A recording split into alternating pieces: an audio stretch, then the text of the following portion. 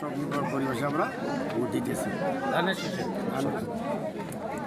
সকাল থেকে কোনো ধরনের সমস্যা হয়েছে কিনা? গোলমাল হয় নাই, এমন কোনো ঘটনা ঘটা নেই, আশাবাদী আর হবে না।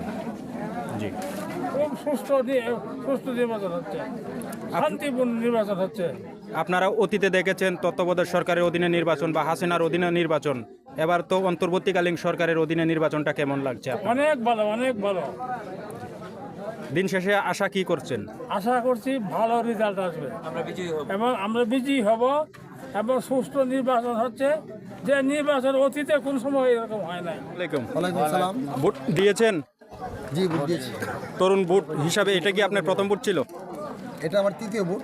কেমন লাগছে? অন্য অন্য ভোটের চাইতে এবারে ভোটটা কি একটু ভিন্ন লাগছে নাকি? অবশ্যই ভিন্ন।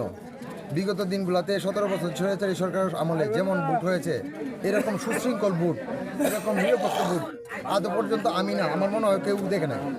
আর আশা করতেছে সবাই এটার একটা সুফল আসবে, সুন্দর একটা সুন্দর বাংলাদেশ আবার নতুন করে গড়ে তুলবে।